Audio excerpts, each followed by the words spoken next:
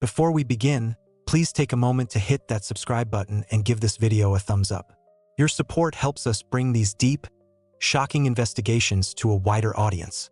What you are about to hear is not fiction.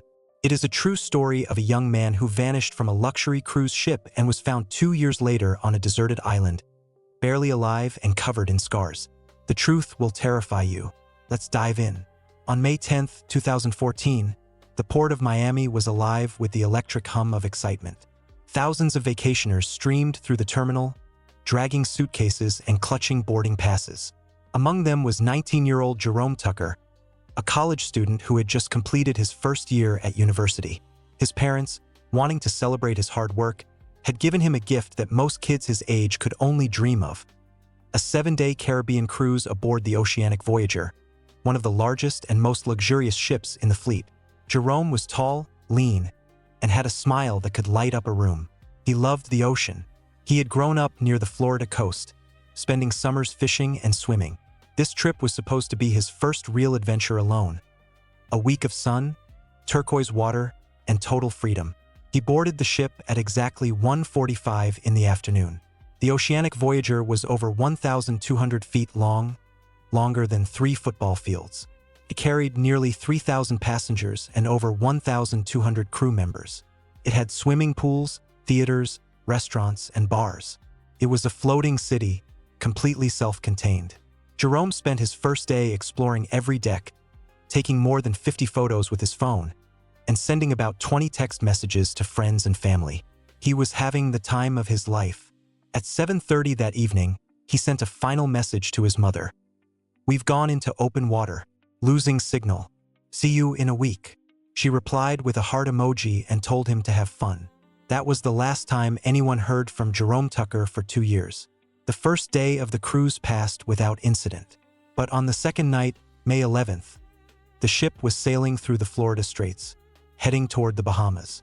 The moon was hidden behind clouds, and the wind had picked up. Most passengers were asleep in their cabins or lingering in the ship's bars. At 2:15 in the morning, surveillance cameras on Deck 9 captured a lone figure. It was Jerome. He was wearing a light cotton t-shirt and dark shorts, not nearly enough for the cool night air. He walked through an automatic glass door onto the open starboard walkway.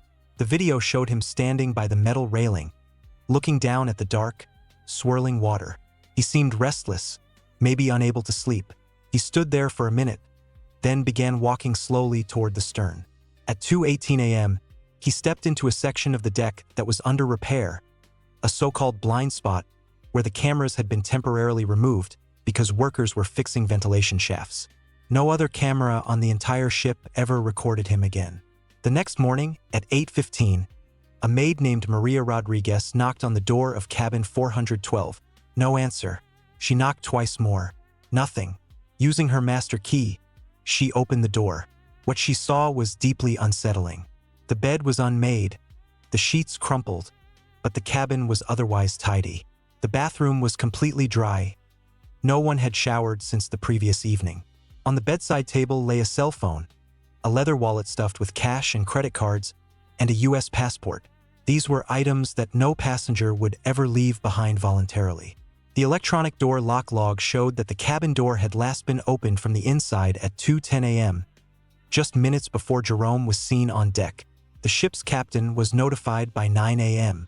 The crew made 3 announcements over the internal radio, asking Jerome Tucker to report to the central desk. There was no response. A team of 30 stewards searched every bar, restaurant, pool, and recreation area. Nothing. The security team then reviewed dozens of CCTV footage files. The last images of Jerome were those from Deck 9. After he entered the blind spot, he simply vanished. There was no footage of him returning to his cabin. No footage of him going to any other deck. It was as if the ocean had reached up and swallowed him whole. The United States Coast Guard was alerted at 10 a.m. What followed was one of the largest search and rescue operations in that sector of the Atlantic in 5 years.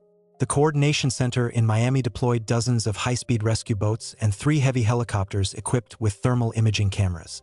The search area covered a vast expanse of the Florida Straits, from the Bimini coastline in the east to the shores from Key Biscayne to Fort Lauderdale in the west. The powerful Gulf Stream current in that area can move it up to 5 miles per hour, which meant that the estimated search area was expanding exponentially every hour. The water temperature was about 78 degrees Fahrenheit, warm enough that a person could potentially survive for several tens of hours before hypothermia set in. But days passed. The Coast Guard interviewed crews of private yachts and commercial fishing vessels that had been in the area that night. Diving teams examined shallow coral reefs. They dropped special fluorescent markers and hydrological buoys into the water to model the currents. The operation lasted 14 days without a single break. Hundreds of thousands of dollars and thousands of man-hours were spent, and they found absolutely nothing, no body, no clothing, no personal effects. The ocean had given up nothing. On May 25, 2014, the active phase of the search was officially called off. Investigators concluded that it was physically impossible to survive in the open sea for that long without special rescue equipment and fresh water. The official ruling was a probable accident, falling overboard under unclear circumstances, missing at sea, presumed dead. Jerome Tucker's family received official condolences from the shipping company. A thick folder of reports was sent to a distant archive. The case was closed. The world moved on. But some experts who had advised the investigation kept one disturbing detail to themselves. Given the weather conditions, wind strength, and currents on that May night, some fragments of clothing or personal belongings should have washed ashore within a 50-mile radius. Yet rescuers found nothing. Not a single clue. The ocean had not taken this young man. The ocean simply had nothing to return. Exactly 2 years passed. On May 12, 2016, a United States Coast Guard patrol boat was making a routine sweep of the remote Sal Bank archipelago. This area, located between the coast of Florida and the Republic of Cuba, is famous for its treacherous shallow waters, swift currents, and completely uninhabited coral reefs. It is a place where even experienced sailors exercise extreme caution. At 2:15 in the afternoon, the officer on duty, a man named Mark Harrison, stood on the bridge of the patrol boat, carefully scanning the horizon through powerful marine binoculars. Visibility was perfect that day. Wind speeds were less than 10 miles per hour. The sea was calm. As his boat passed within 3 miles of an uninhabited rocky ridge called Dog Rocks, Harrison noticed a spatial anomaly. A thin, barely visible streak of pale gray smoke rose above the sharp, sun-scorched rocks. Dog Rocks had no sources of fresh water. The local flora was limited to a few dry shrubs. This was not a place where tourists camped. It was not a place where anyone should be. The captain immediately ordered a change of course. At 2:40 p.m., a rigid inflatable motorboat carrying a rescue team of 4 heavily armed men was launched from the patrol vessel. As they approached the shore, the patrolmen smelled an acrid odor, burnt plastic and rotten moss. They landed on a narrow strip of hot sand, gripping their service weapons tightly. These remote islands had traditionally been used by drug cartels to smuggle weapons and narcotics. Every shadow could hide danger. 40 feet from the surf line, among sharp boulders, the rescuers discovered a primitive structure, a rickety makeshift hut cobbled together from dry palm branches, dirty pieces of tarpaulin, and debris from plastic containers that the ocean tide had thrown up. A small fire smoldered nearby, kept alive by dried seaweed and bits of bark. Officer Harrison carefully pulled back the edge of a tarp that served as a makeshift door. What he saw inside made even the most experienced patrolman shudder and take a step back. A human being was lying on the hot sand, curled tightly in a fetal position. At first glance, it was impossible to determine even the approximate age of this person. The man was in a state of catastrophic physical exhaustion. Coast Guard medics would later record in their initial report that his body weighed barely more than 85 pounds. He stood about 5 feet 9 inches tall, but his frame was so emaciated that his bones seemed ready to pierce through his skin. His back and shoulders had turned into a continuous mass of sunburn covered with pus-filled blisters. The skin was eerily peeling away, revealing exposed, inflamed flesh. But that was not the worst part. The unknown man's body was a living map of inhuman torture. His thin arms, torso, and legs were densely covered with dozens of old, deep scars that chaotically intersected each other. Forensic experts who later examined him classified these as the consequences of regular brutal beatings with blunt metal objects. There were also extensive chemical burns, large patches of skin that looked like they had been splashed with some highly toxic substance that ate away at the flesh. But the most eerie detail was hidden on the victim's left shoulder. There, deeply embedded in the muscle tissue, was a roughly burned mark in the shape of the number 8. This was definitely not an artistic tattoo. The scar had been formed by the brutal application of a hot piece of metal, the kind of tool that is used to brand livestock on farms. The man was alive, but his heart rate was at a critically low level of about 40 beats per minute. His body temperature had dropped to 95 degrees Fahrenheit. He was in a state of deep catatonic shock. When the rescuers gently tried to lift him onto a stretcher, he did not make a sound. He only instinctively covered his head with his hands, as if expecting another crushing blow. No personal documents, no clothes except for the dirty rags around his hips, and no other items that could indicate his identity were found in or near the hut. At 3:20 p.m., the boat crew radioed for emergency medical evacuation. Less than 40 minutes later, a powerful rescue helicopter was circling the archipelago. The victim was placed in a special isolation capsule and rushed to Miami, to the closed intensive care unit of Jackson Memorial Hospital. During the first 24 hours, the best doctors in the ICU fought incessantly to stabilize his kidneys, which had almost completely failed due to severe dehydration, and to stop general sepsis from consuming his body. The patient continued to remain mute. He did not respond to the verbal appeals of the staff. He stared into the void with glassy, unfocused eyes. Because he was registered as an unknown patient, standard police procedure required immediate identification. On May 13th at 9 o'clock in the morning, forensic scientists took his fingerprints and drew blood for in-depth genetic marker analysis. They checked the results against the National Database of Missing and Unidentified Persons. At 2:30 that afternoon, the computer identification system produced a match that forced the FBI analyst on duty to double-check the data on his screen several times. There could be no hardware error. The system showed a 100% match on both the fingerprint card and the DNA analysis. This critically emaciated, broken, scarred, and brutally branded man was Jerome Tucker, the same carefree student who had officially disappeared into the dark waters of the Florida Straits 2 years earlier and had been pronounced dead. Federal investigators and agents gathered in silence in the hospital corridor, staring through thick glass at the intensive care bed where the young man lay on life support. The return of a living dead man from an uninhabited island instantly overturned all the official conclusions about a tragic accident. Someone powerful and cruel had not just stolen 2 whole years of this young man's life. Someone had deliberately turned that life into a continuous, planned torture session just 100 miles from the safe shores of the United States.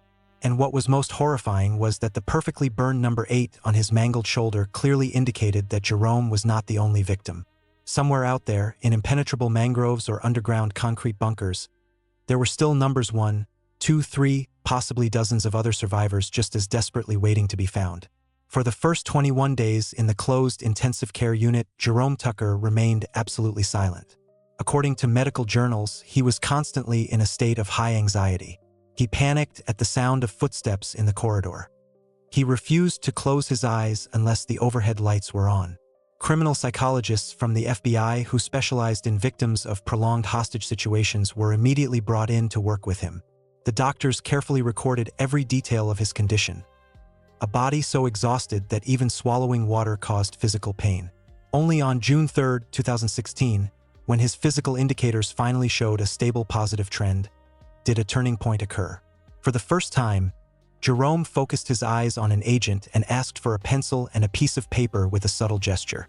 His vocal cords had been damaged by critical dehydration, so his first testimony was written in shaky, trembling letters. Later, slowly, in a broken and hoarse voice, he began to reconstruct the events of that night. And this story made experienced detectives shudder in horror. According to his official interrogation report, on May 11, 2014, Jerome had been suffering from a severe bout of insomnia. At 2:15 in the morning, he went out to the open promenade deck in search of cooler air. Instead of returning to his cabin, he made a fatal mistake. He delved into the technical sector of the ship's aft section, an area where passengers were strictly forbidden to enter. The lighting there was minimal, and the roar of the massive engines drowned out all other sounds. There, in the thick darkness between the huge ventilation shafts, he became an accidental witness to a well-planned criminal operation. Jerome saw 5 men dressed as ship's crew members using a silent technical winch to carefully lower heavy waterproof bags onto a black speedboat that was moored close to the side of the giant ship. The distance was so small that he could see the outlines of the people on the boat and the weapons in their hands. Realizing the danger, he tried to retreat into the shadows, but his footsteps were betrayed by the sharp metallic scraping of a deck grate. The smugglers reacted with professional lightning speed. Instead of dumping the unwanted witness into the open ocean, where the body might eventually be found by Coast Guard rescue services, they chose a different path. One of the sailors was instantly behind the boy and struck him with a crushing blow from a heavy metal tool right on the back of the head. Jerome fell to the floor, bleeding and disoriented. The last thing he remembered before finally losing consciousness was the cold needle of a syringe that stabbed sharply into his neck. A powerful tranquilizer took effect in seconds. The perpetrators threw his lifeless body over the side onto the deck of the boat like another bag of cargo. Then the unknown vessel disappeared into the night ocean at top speed. He regained consciousness about 24 hours later. His head was throbbing with unbearable pain. His body refused to obey his brain's commands. He quickly discovered that his wrists and ankles were tightly bound with hard plastic cuffs that cut deep into his skin. He was lying on a cold concrete floor in total pitch-black darkness. The air around him was stale and saturated with the sickening stench of rotten fish and old diesel fuel. There was an eerie, oppressive silence, broken only by the steady dripping of water from the ceiling.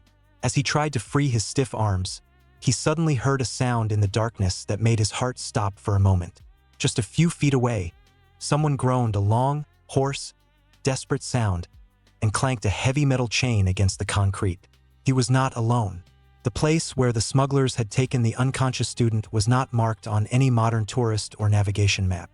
In closed archival records of the United States Coast Guard, this patch of land, barely more than 3 acres in total, appeared as an unnamed coral shoal completely unsuitable for safe navigation. However, in the 1970s, a small commercial seafood processing complex had legally operated here. It was called Pelican Reef Processing. It later went bankrupt and was abandoned forever by its owners. Lost in impenetrable, perpetually damp mangrove thickets, this facility looked from the air or from the open sea like nothing more than a common dumping ground for rusty industrial scrap. The tin roofs of the hangars, half-rotted wooden piers, and walls covered with thick green moss, all destroyed by decades of hurricanes, provided perfect natural camouflage. It was this location, isolated from the rest of the civilized world, that an influential international drug cartel had turned into its main shadowy logistics hub. When the heavy airtight metal door opened with an incredible screech and blinding, almost surgical light from powerful halogen lamps burst in, Jerome was finally able to look around. The dank, hollow room he found himself in was several dozen feet underground. According to the criminal case file, under the rotting remains of the main fish warehouse, the criminal syndicate's engineers had cleared and fundamentally reinforced a massive concrete bunker. Its total area was about 3,000 square feet. There was not a single window or the slightest opening for natural light. The only source of fresh air was an old industrial ventilation system that worked around the clock with a tearing, psychologically pressuring, monotonous hum. The light snatched details out of the thick darkness that made the young man's blood run cold. The sound of clanging metal that he had heard earlier belonged not to some broken mechanism, but to a living person. Along the peeling concrete walls, covered with black toxic mold, there was an uninterrupted row of cramped iron cages crudely welded together from thick construction rebar. They were strikingly reminiscent of enclosures for dangerous predatory animals. But inside were people sitting on the dirty concrete. Jerome realized with primal horror that he was not the only victim of this well-oiled criminal machine. There were about a dozen other prisoners in this underground hell with him. According to later analytical reports by FBI criminologists, the contingent of this secret prison had been formed in an extremely cynical and deeply thought-out manner. The cartel carefully selected those whom society would never look for: desperate illegal migrants whose rickety boats had been intercepted by armed smugglers on the open ocean, homeless people quietly abducted from dark alleys in the poor criminal neighborhoods of Miami and Nassau. All of them had been brutally deprived of their real names, documents, personal pasts, and any basic human rights. They had been turned into a free, mute, and completely disenfranchised labor force that no law enforcement agency in the world knew existed. The underground factory served as a highly profitable strategic transshipment point. Every few days, speedboats with their navigation lights turned off delivered hundreds of pounds of pure, undiluted narcotics under the cover of dead of night. The task of the slaves was to handle this deadly cargo in a continuous, physically exhausting manner. At gunpoint, the prisoners had to manually pack the fine toxic powder, weigh it to the milligram on electronic scales, and seal it extremely carefully and hermetically into special lead containers. These metal capsules had been designed by the cartel's engineers to be impervious to the radiation of Customs Service's ultrasensitive X-ray scanners. After the packaging was completed, the finished containers were mounted in secret engineering compartments of legal fishing vessels. These commercial trawlers had all the necessary licenses and government fishing quotas, which allowed them to ply the waters of the old Bahamas Channel for years without any suspicion from regular Coast Guard patrols. The working space of the bunker was saturated with the acrid, choking smell of industrial acetone, chlorine, and old machine oil. The air was so thick with invisible chemical dust that every deep breath burned the mucous membranes and caused a bloody cough. The temperature in the confined space rarely dropped below 95 degrees Fahrenheit due to the continuous operation of diesel generators. Guards wearing respirators and armed with automatic rifles constantly watched the process from an elevated metal platform. They did not make any verbal contact with the slaves, giving orders only in short guttural shouts or with preemptive blows from a heavy rifle, but to the back for the slightest delay in work or any attempt to take a break. Jerome sat motionless on the icy floor of his cramped cell, grasping his head, still buzzing from the severe blow with his dirty hands. His wrists had been scraped to deep, bloody gouges from his desperate attempts to break the thick plastic ties. He looked with despair at the extremely exhausted, pale gray faces of the other prisoners, who automatically, like broken mechanisms, performed their monotonous work without even looking up from the steel tables. In their empty gazes, there was no human fear or lust for life left, only absolute resignation to their terrible fate. The student realized crystal clear that his perfect, carefree life was forever over. He was now just another nameless cog in this carefully hidden conveyor belt of death. But he had no idea that the real hell was just beginning. Suddenly, the monotonous hum of the powerful fans was broken by the sharp metallic scraping of the main entrance door. A burly overseer in a long rubber apron slowly descended into the bunker with heavy, echoing steps. He walked silently straight to Jerome's cell, clutching a thick metal rod. In a thick leather glove, the torturer held a piece of iron that glowed red-hot, ominously illuminating the dark corner of the cage. The young man did not even have time to scream. Two other guards instantly opened the bars, roughly threw him onto the dirty concrete, and pushed his face to the floor. The next moment, the red-hot metal hissed into the living flesh of his left shoulder. Sharp, blinding pain pierced his entire body. The cell filled with the sickening smell of burnt skin and blood. The young man fainted from the painful shock. When he came to, his past no longer existed. From that moment on, he was no longer Jerome Tucker. The number 8 was forever stamped into his mangled shoulder. He had become just a nameless unit of labor property of the cartel, which could be destroyed with impunity at any time. The next 24 months merged into one endless, macabre nightmare. Work shifts on this underground death conveyor lasted exactly 16 hours a day, 7 days a week with no time off. The working conditions were inhuman. Due to the continuous operation of diesel generators and poor ventilation, the temperature in the bunker was consistently over 110 degrees Fahrenheit. The prisoners worked half-naked, but their bodies were covered with a sticky layer of chemical dust. Task number 8, packing drug mixtures into airtight lead containers, was merciless. The caustic reagents ate away at mucous membranes, and every painful inhalation was accompanied by a bloody cough. For the slightest offense, a spilled milligram of powder, a slowdown in packaging speed due to exhaustion, the overseers brutally beat the slaves with pieces of rusty rebar. These beatings left deep wounds that instantly turned into ulcers in the unsanitary conditions. Sleeping space was limited to 2 square feet of damp concrete. The daily ration consisted of only 1 pint of warm, muddy water with a rusty taste and a small bowl of half-cooked rice mixed with fish giblets. Jerome's body rapidly depleted. His weight dropped below 90 pounds. His skin turned a deadly gray. But the worst test was the psychological terror. Armed with submachine guns, the guards standing on the platforms often loudly discussed the routes of their boats. They would laughingly recall that the lights of Key West were only 40 miles to the north, and the beaches of Port Everglades were no more than 90 miles away.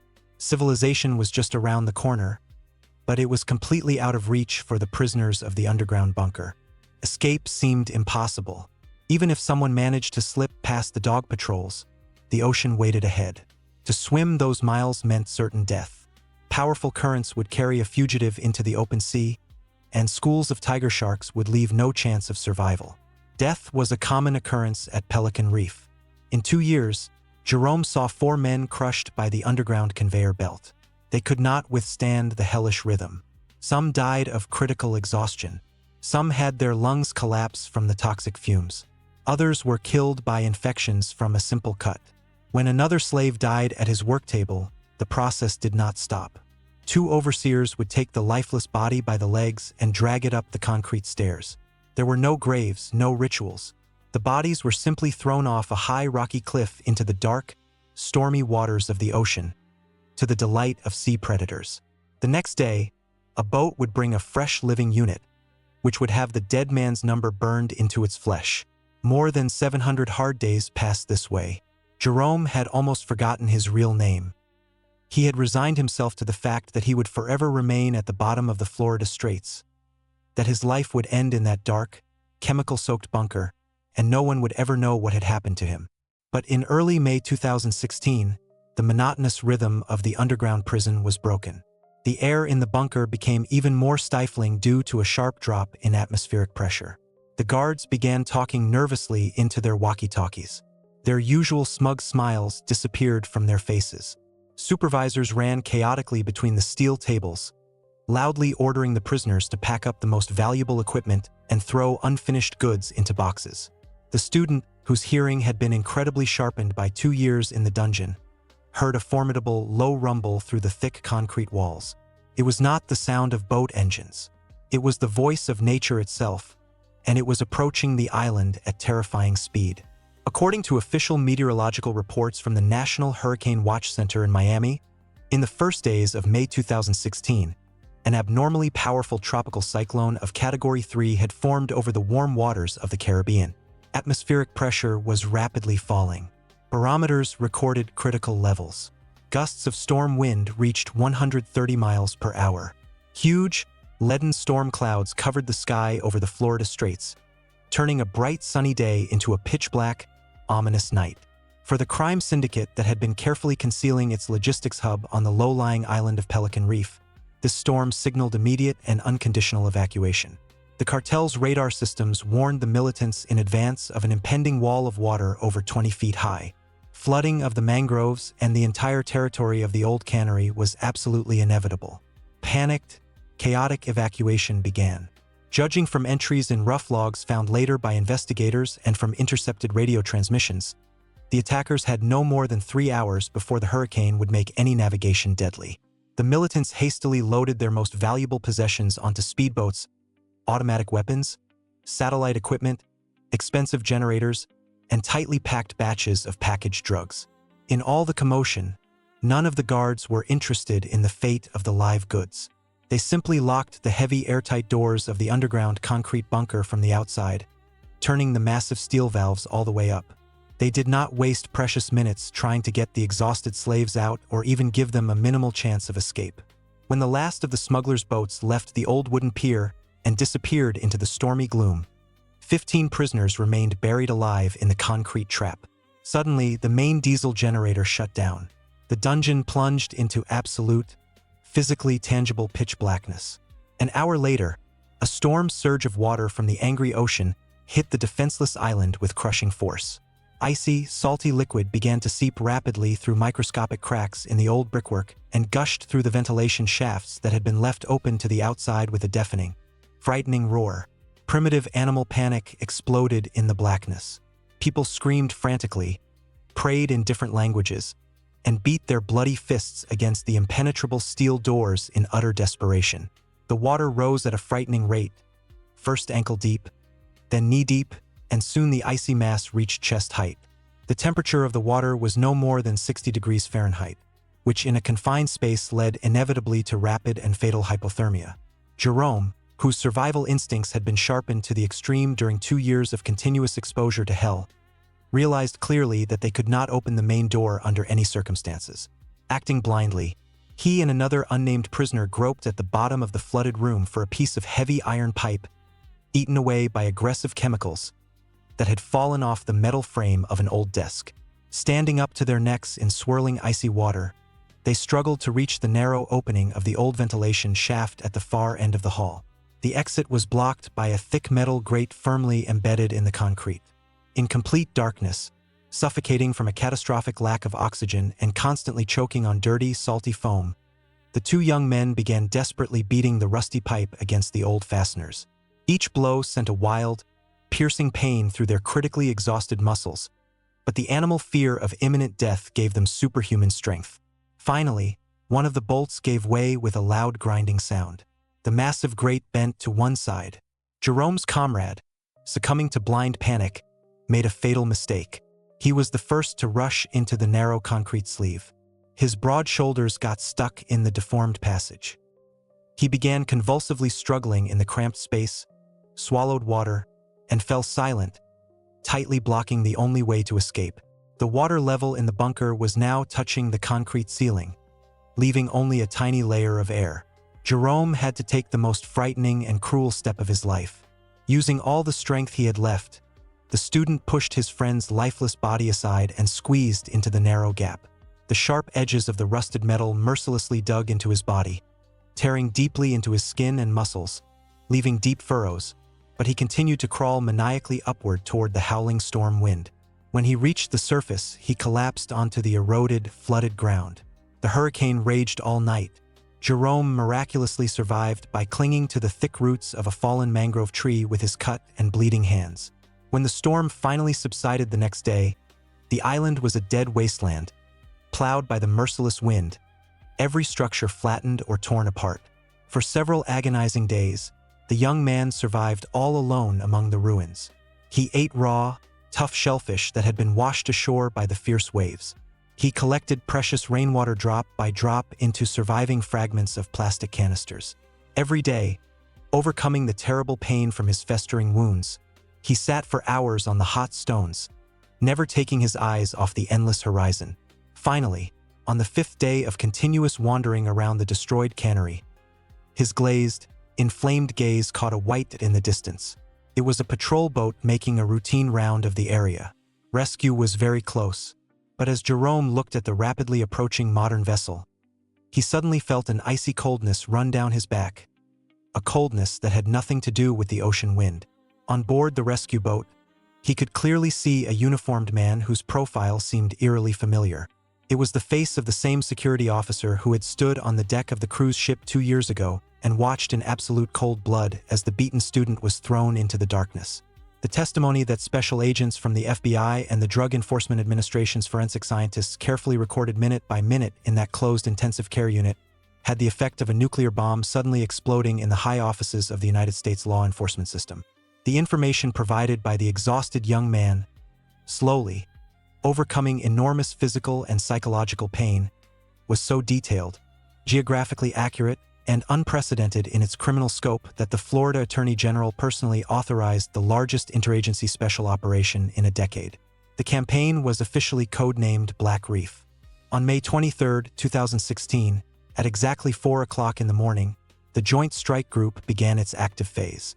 More than 70 heavily armed and heavily equipped agents from Tactical Special Forces units, with powerful fire support from 4 Coast Guard armored boats and 2 heavy Black Hawk helicopters, simultaneously landed on the unnamed mangrove island in the remote Salbank archipelago. The area was instantly and tightly perimetrized over a radius of more than 10 miles to completely prevent any escape attempts or approach by unauthorized vessels from the open ocean. As the tactical assault teams moved inland, gripping their automatic weapons tightly and checking every bush, they saw a truly apocalyptic picture. The devastating effects of the recent Category 3 tropical hurricane had turned the international cartel's secret logistics hub into a gruesome mess of windswept tree trunks, torn rusted metal, and crumbling concrete rubble. According to declassified reports of the scene inspection, investigators found the remains of 3 large hangars that had previously been skillfully disguised as the abandoned Pelican Reef processing cannery. Under the heavy rubble were dozens of professional electronic scales, the remains of high-tech chemical laboratories for packaging drugs, and hundreds of empty lead containers prepared for loading with deadly goods. However, the most terrifying discovery was waiting for them deep underground. It took military engineers from a special Coast Guard unit more than 12 hours of continuous, grueling work to use 3 powerful industrial pumps to remove thousands of gallons of dirty, cadaveric poison-laced water from the flooded underground bunker. When the heavy airtight door was finally cut open with a plasma cutter and hydraulic tools, even the most experienced forensic scientists shuddered. In the damp, dark room, the air saturated with the stench of death and chemicals, they found 14 bodies. The official report of the forensic experts stated dispassionately that these people had died from brutal drowning and critical hypothermia in a tightly enclosed space. Most of the bodies had multiple fractures of the phalanges of their fingers and deep lacerations on their palms, clear evidence of their desperate, inhuman efforts to break the thick concrete walls and tear off the metal valves with their bare hands in the final moments of their lives. This flooded mass grave became indisputable proof of the absolute cruelty of the criminal syndicate. During the subsequent thorough search of the ruins of the destroyed administrative building, federal agents made a discovery that dramatically changed the course of the entire investigation. Under the massive rubble of the collapsed roof of the main building, they found a heavy, fully waterproof and fireproof military-grade safe that had miraculously survived the disaster. When the technicians broke its highly sophisticated security mechanism, they found a real treasure trove for the investigation. The safe contained 3 satellite phones with unerased call histories, dozens of detailed navigation maps with the coordinates of border crossings, and several thick, rough journals of shadow accounting. Analysts worked around the clock with these documents. The decrypted records allowed them to build a complete logistics scheme of the criminal network step by step. Investigators finally documented the identities of corrupt crew members and security officers of the luxury cruise ship Oceanic Voyager, people who for years had provided logistics for the cartel right under the noses of thousands of tourists. The recordings also exposed a deeply covert network of informants and customs inspectors along the entire Florida coast. With irrefutable evidence in hand, law enforcement agencies launched a wave of mass arrests. The climax came on May 29th at 3 o'clock in the morning, with the nighttime storming of the Oceanic Cargo Depot Logistics Complex on the industrial outskirts of Miami. 40 soldiers from the elite unit simultaneously kicked in the doors of 7 warehouses with stun grenades. In a fierce but lightning-fast tactical operation, 18 key coordinators of the logistics chain were arrested. They were caught off guard right in the middle of packing a multi-million-dollar shipment of illegal substances. It seemed that the criminal octopus had finally been destroyed and justice had been served. However, during an in-depth examination of the seized satellite phone belonging to the main coordinator, cybersecurity experts recovered one deleted encrypted message that instantly stopped the detectives in their tracks. The text consisted of only 2 sentences. Pelican Reef facility has been compromised permanently. Initiate Albatross 2 activation protocol and prepare new cages for cargo acceptance. This meant only one thing. The underground bunker had been just a small experimental part of a much larger empire of horror that was still operating somewhere in the pitch black of the ocean. Somewhere out there, in another hidden location, another concrete dungeon, Albatross 2 was waiting. The trial of the crime syndicate that had organized the secret underground prison became the most high-profile criminal event of the decade. The proceedings began on September 5, 2016, in the federal court of the Southern District of Florida, and lasted more than 14 exhausting months. Each session was widely covered by leading national television channels. The story of a young American student who, instead of a week of carefree Caribbean vacation, had received more than 700 days of real slavery just 100 miles from the elite resorts of his own coast, deeply shocked and outraged the entire society. Prosecutors charged the detained logistics chain coordinators, corrupt customs inspectors, and former crew members of the Oceanic Voyager with more than 30 counts, including kidnapping, illegal imprisonment, organization of slave labor, and mass murder. The main prosecution witness was Jerome Tucker himself. His appearance in the courtroom was always accompanied by absolute dead silence. The young man, 22 years old at the time, looked much older than his age. His hair was abundantly covered with early gray. On his left shoulder, which he sometimes involuntarily touched with his right hand, The roughly burned mark in the shape of the number 8 remained forever under his shirt, an eternal proof of the torture he had endured. Thanks to his unwavering and detailed testimony, as well as the irrefutable evidence found in that salvaged military safe on the destroyed island, the jury reached a clear verdict. On November 20, 2017, a federal judge read the final verdict. 18 of the key defendants in the case received multiple life sentences without any possibility of parole. They were immediately transferred to isolated maximum security federal prisons in different states. The company that owned the cruise ship paid the Tucker family a multi-million-dollar compensation for the negligence of its security service. It seemed that justice had finally been done, and the perpetrators had been punished with the most severe penalty possible. But for Jerome himself, legal justice did not bring the full healing he longed for. He returned to his cozy parental home in the Miami suburbs, but the walls of his family room no longer gave him a sense of absolute security. According to his treating psychotherapist, his diagnosed post-traumatic stress disorder was so deep that he remained a changed person forever. He categorically avoided any large gatherings of people. He never went down to a basement or used an elevator.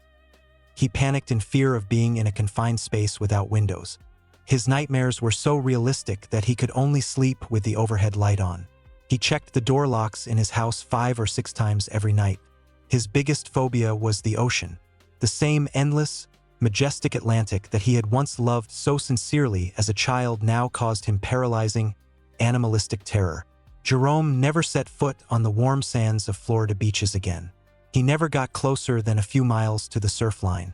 Sometimes, on particularly rough days, he would drive his car to the boardwalk and park at the safest possible distance, where the sound of the waves could not be heard. Sitting in the closed cabin, he would spend hours silently watching the giant cruise ships, snow-white and dazzling in the bright southern sun, as they slowly left the passenger terminals of the port of Miami, setting off on their next pleasure cruise to the Caribbean. For thousands of carefree tourists standing on the upper decks with glasses of champagne in their hands, these floating resort cities remained an absolute symbol of luxury, safe recreation, and the celebration of life. They saw only bright neon lights. They heard loud music. They enjoyed the warm sea breeze. But Jerome Tucker, looking at them through the tinted glass of his car, knew the terrible, ugly truth. He knew what solid, ruthless, and icy darkness could actually be hiding behind that perfect, beautiful facade. He had experienced with his own broken life what happens where the light of the decks ends and the absolute, deafening silence of black water begins. Water that even now continues to reliably hide the Albatross 2 complex and countless other unsolved secrets. If you want to see more investigations like this, please subscribe, hit the like button, and share this video with someone who needs to know the truth. Thank you for watching. Stay safe and never stop asking questions.